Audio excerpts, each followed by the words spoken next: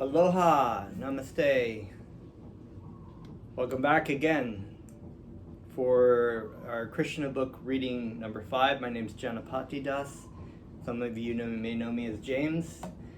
My initiated disciple name is Janapati Das. And I'm going to read again from the summary of the 10th canto of the Srimad Bhagavatam, translated by A.C. Bhaktivedanta Swami. And it's entitled Krishna Book, and it talks about the pastimes of Krishna, the Supreme Personality of Godhead. And the Srimad Bhagavatam is actually a much larger work that has 12 cantos. I think Bhaktivedanta Swami translated 10 of them. And while he was working on that, he was older, and he didn't think he was going to translate all of them. So he wanted to write a book with the philosophy of all of the Srimad Bhagavatam, but the 10th canto of the specific pastimes of Krishna.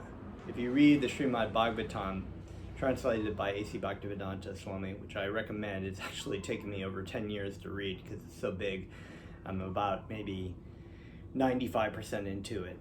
I'm actually at this part of the Krishna story. So it's wonderful, lots of purports by A.C. Bhaktivedanta Swami, and it's just really very wonderful. But he actually wrote the Krishna story, but he put in the philosophy of the whole Srimad Bhagavatam, but with the pastimes of Krishna, and that's what we're reading. It's called Krishna Book. You can actually find this online if you want to get your own copy. And we're just going to get right into it. As usual, we will start with, first of all, let me offer my respects to all of you listening there. Feel free to share these wonderful stories, these videos. I've made 5 of them so far. I continue to make some more. Share them with people, share them with your friends. Like my channel, subscribe, I guess is what it is, and share. So we're going to do kirtan. I offer my respects to you, and I offer respects to my spiritual teacher and his spiritual teacher, A.C. Bhaktivedanta Swami, who translated and made purports on these wonderful stories, and also taught the mantra meditation, the process of hearing and chanting the Supreme, the names of the Supreme, the tributes of the Supreme, as a prime benediction, as a prime meditation to achieve self-realization and just bring happiness, true happiness, not just the artificial happiness that's oftentimes sought out by man and attempted by man through various means, through laws and whatnot, but the actual happiness of spiritual happiness can only be achieved through the hearing and chanting of the names of Krishna. So we're going to get right into it. And what you can do is you can just listen the first time through the mantra. Second time through, you can sing back with me. This is how kirtan is done. You hear from the person leading, and then you repeat again with him the second time through.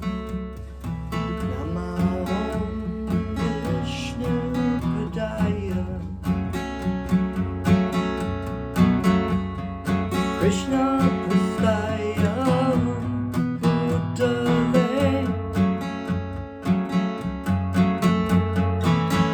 Shrimate Sita Swarupananda Paramahamsa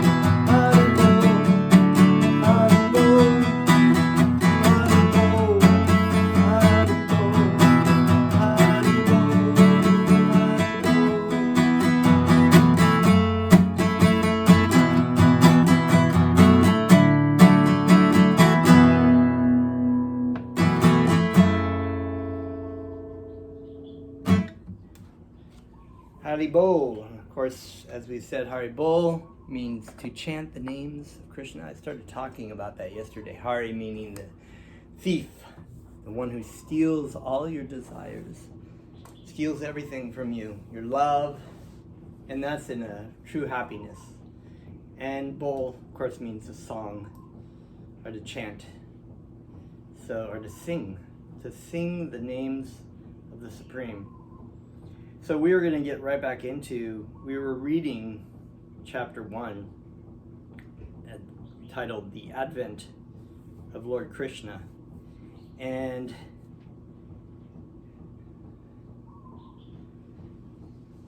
so we were reading about how the Earth planet, the predominating demigoddess of the planet, her name is Bhumi, and she is the mother of this planet, the demigoddess. And she took a form of a cow and approached Lord Brahma to plead with the creating demigod of the planet, Lord Brahma, who is the administrator of this universe, to help, because there were so many demoniac forces on the planet causing problems. And he decided he would go to Svetadweep, which was the planet where the expansion of Krishna, as Vishnu in this particular universe resides, and Lord Brahma basically put his prayer to Lord Vishnu, and Lord Vishnu transmitted the information through the heart to Lord Brahma, and Lord Brahma transmitted the information to all the demigods and the Mother Bhumi about the fact that Lord Krishna was coming, that he was the Supreme Personality of Godhead, would descend into the planet just to protect the devotees and to annihilate the demons and to associate with people, which was the great benediction. And then we got to the story of Vasudeva and Ibaki, who were getting married, but the evil brother Kamsa had heard a premonition that Krishna would come and kill him because he was a demon, you see. And then, so Kamsa was going to kill his sister to avoid this, and then Vasudeva was trying to stop that. So we will continue here.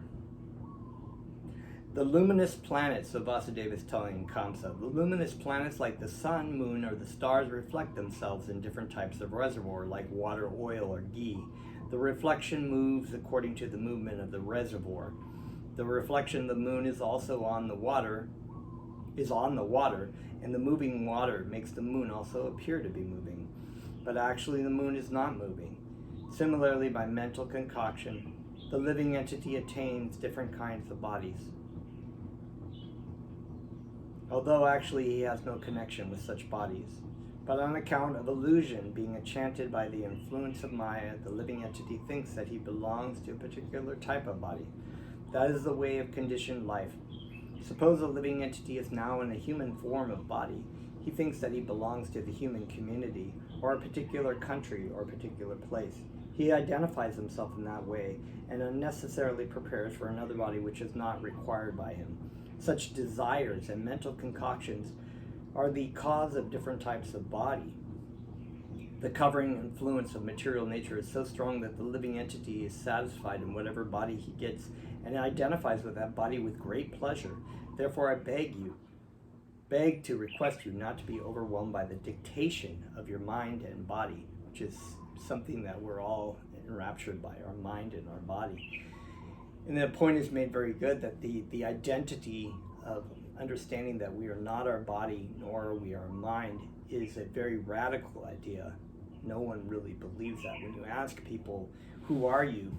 Most people will identify with whatever, some kind of designation within their body. I'm black, I'm white, I'm gay, I'm straight, I'm old, I'm young, I'm a Pakistani, I'm an American, whatever it might be.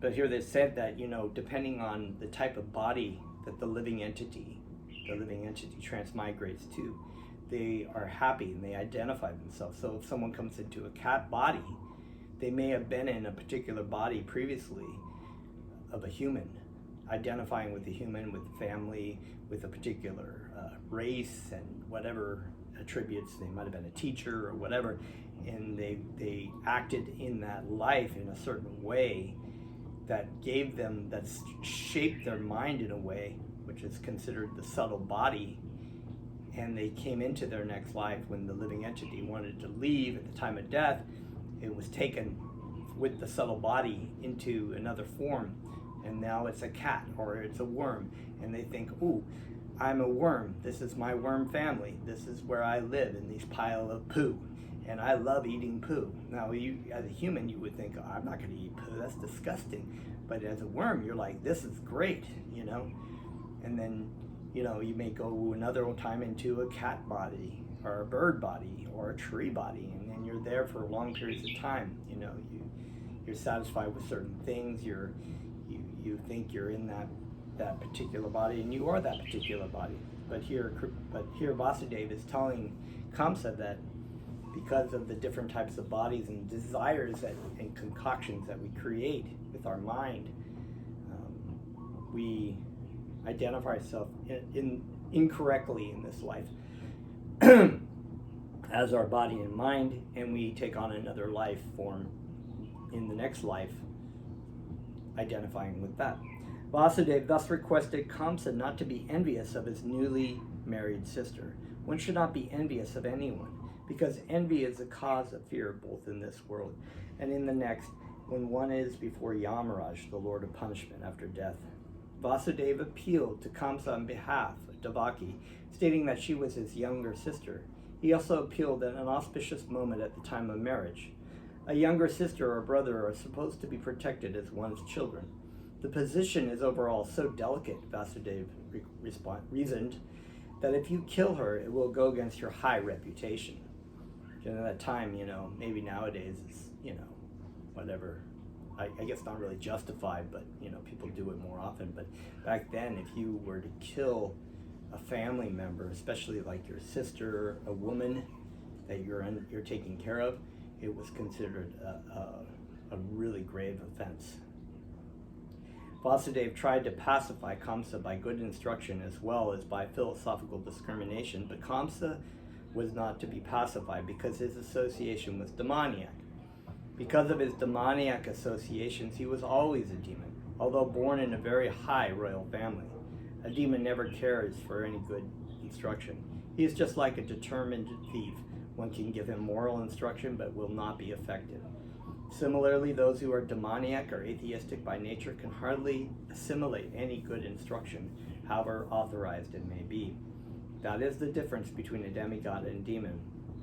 Those who can accept good instruction and try to live their lives in that way are called demigods, and those who are unable to take good instruction are called demons. Failing his attempt to pacify Kamsa, Vasudeva wondered how he would protect his wife Devaki. When there is an imminent danger, an intelligent person should try to avoid the dangerous position as far as possible. But if, in spite of endeavoring by all intelligence, one fails to avoid the dangerous position, there is no fault on his part. One should try his best to execute his duties, but if the attempt fails, he is not at fault. Vasudeva thought of his wife as follows: for the present, let me save the life of Devaki. Then later on, if there are children, I shall see how to save them. He further thought, if in the future I get a child who can kill Kamsa, just as Kamsa is thinking, then both Devaki and the child will be saved, because the law of providence is inconceivable. But now, some way or other, let me save the life of Devaki. There's no certainty how a living entity contacts a certain type of body, just as there is no certainty how the blazing fire comes into contact with a certain type of wood in the forest. When there is a forest fire, it is experienced that the blazing fire sometimes leaps over one tree and catches another by the influence of the wind. Similarly, a living entity may be very careful and fearful in the matter of executing his duties, but it is still very difficult for him to know what type of body he is going to get in the next life. Maharaj Bharat was very faithfully executing the duties of self-realization, but by chance he contacted temporary affection for a deer, and he had to accept his next life in the body of a deer. So this is actually a story in the Srimad Bhagavatam where Maharaj Bharat was a great king, emperor, and self-realized. He was a very high yogi. He went off to the forest, as was the tendency for the Vedic civilization after, even if you were a king for a long time, that at a point you're getting old, you would go off to the forest and meditate on Krishna or Vishnu until your body died. It wasn't like you just kept living the life of a king until you died. But he happened there was a situation where there was a mother deer in the forest one time, and he actually, the lion or the tiger, I can't remember what it was, I guess it was the tiger, roared, and the mother gave birth to the doe, and the doe was in the water, and Maharaj Bharat went to go save it, and the mother had died, but the doe didn't have anyone to take care of, so he started to take care of this doe, and he became very attached to him. So he was practicing meditation, but he became more attached to the deer and started thinking about the deer all the time. So he was neglecting his process of self-realization, and all he could think about was the deer. And I think there was a point where the deer ran away at one point, and he was just fearful for the deer, and he couldn't stop thinking about the deer, and he started dying.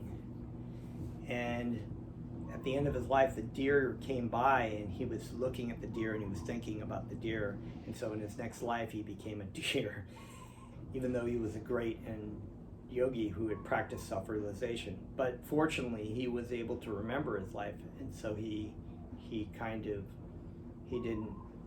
was thinking about Krishna again. And then in the following life after his deer, he became a great saint by the name of Jada Bharat. Vasudeva, after deliberating on how to save his wife, began to speak to Kamsa with great respect. Although Kamsa was the most sinful man, sometimes it happens that a most virtuous person like Vasudeva has to flatter a person like Kamsa, a most vicious person. That is the way of all diplomatic transactions. Although Vasudeva was deeply aggrieved, he presented himself outwardly as cheerful. He addressed the shameless Kamsa in that way because he was so atrocious. Vasudeva said to Kamsa, "My dear brother-in-law, consider that you have no danger from your sister. You are awaiting some danger because you have heard a prophetic voice in the sky. But the danger is to come from the sons of your sister who are not present now, and who knows, there may or may not be sons in the future. Considering all this, you are safe for the present. Nor is there a cause for fear from your sister. If there are any sons born of her, I promise that I shall present all of them to you for necessary action." So we remember that there was a prophetic voice, right? And that he said that the 8th son of Vasudeva's wife Devaki would kill Kamsa. So he's saying nobody has been born yet, and it's supposedly supposed to be the 8th son, so it's not really a problem right now. Please don't kill don't kill your sister. Kamsa knew the value of Vasudeva's word of honor, and he was convinced by his argument. Vasudeva was a very reasonable and rational man, and a very high elevated personality. And so this is a point he was making, that even in a situation when you're dealing with people who are so very disrespectful or bad, you are very focused, and you keep yourself very grounded, and don't let anger drive your situation. Because in this situation, if he'd gotten mad at Vasudeva, they both might have been killed. Who knows? So this is a proof of a person who is a true yogi and self-realized person. For the time being, he desisted from the heinous killing of his sister. Thus Vasudeva was pleased and praised the decision of Kamsa. In this way, he returned to his home. After due course of time, Vasudeva and Devaki gave birth to 8 male children, as well as 1 daughter. When the first son was born, Vasudeva gave his word of honor and immediately brought the child before Kamsa. It is said that Vasudeva was very much elevated and famous for his word of honor, and he wanted to maintain this fame. Although it was very painful for Vasudeva to hand over the newly born child, Kamsa was very glad to receive him, but he became a little compassionate with the behavior of Vasudeva. This event is very exemplary. For a great soul like Vasudeva, there is nothing considered to be painful in the course of discharging one's duty. A learned person like Vasudeva carries out his duties without hesitation. On the other hand, a demon like Kamsa never hesitates in committing any abominable action. It is said, therefore, that a saintly person can tolerate all kinds of miserable conditions of life. A learned man can discharge his duties without awaiting favorable circumstances. A heinous person like Kamsa can act in any sinful way, and a devotee can sacrifice everything to satisfy the Supreme Personality of Godhead. Kamsa became satisfied by the action of Vasudeva. He was surprised to see Vasudeva keeping his promise and being compassionate upon him and pleased. He began to speak as follows. "My dear Vasudeva, you need not present this child to me. I am not in danger from this child. I have heard that the 8th child born of you and Devaki will kill me. Why should I accept this child unnecessarily? You can take him back." When Vasudeva was returning home with his firstborn child, although he was pleased by the behavior of Kamsa, he could not believe in him because he knew that Kamsa was uncontrolled. Such is the way, even if a person they're very flip-floppy. They have no grounding over when they're happy and when they're sad.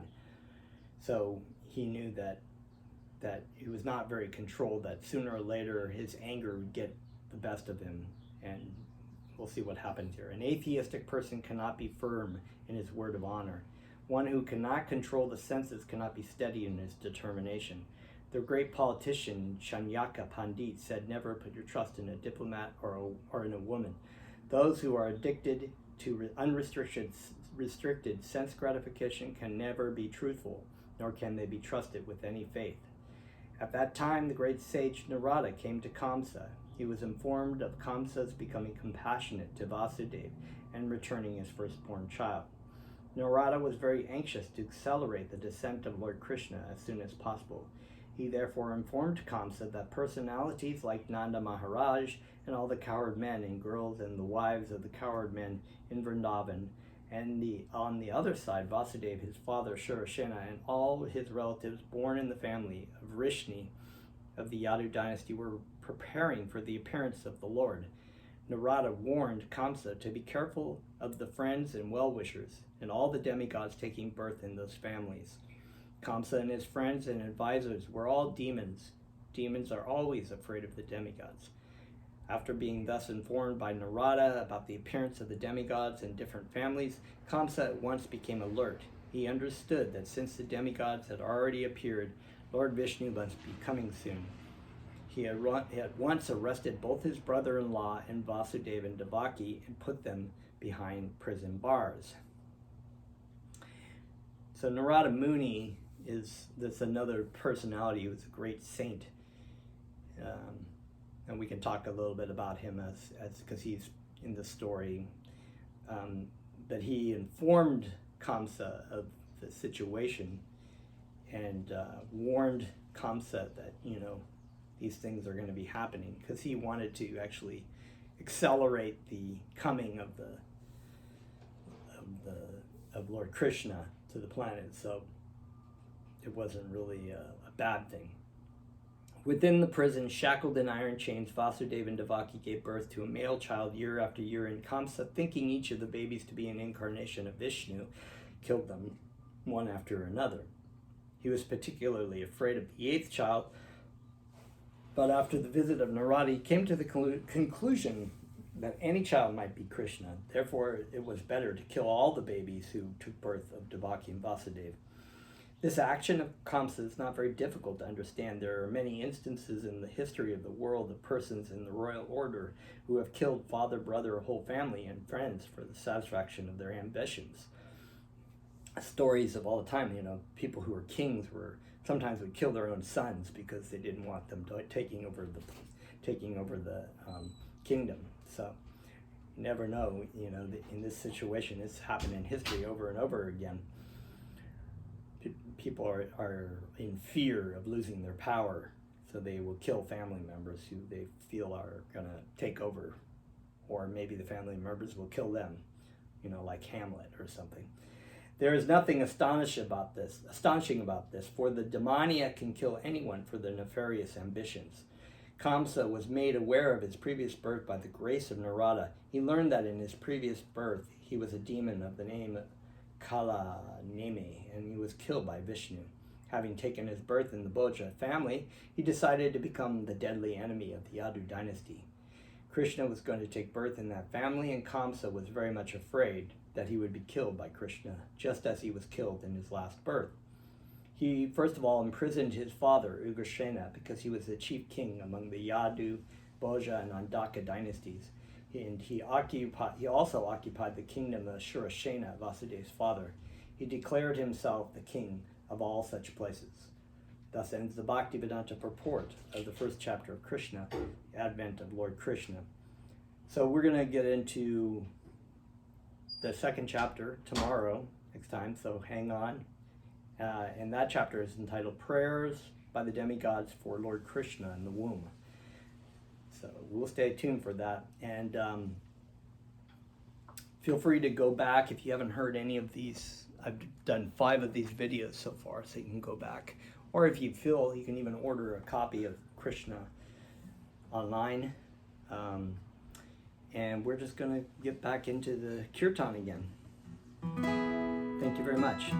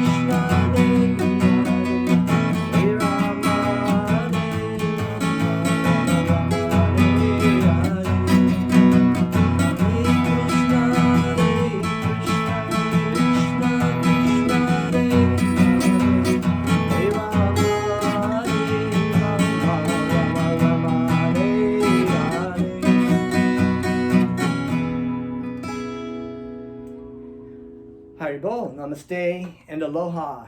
Thank you for joining me for my class today, and we will see you hopefully tomorrow. Thank you. Share, like, subscribe. Aloha.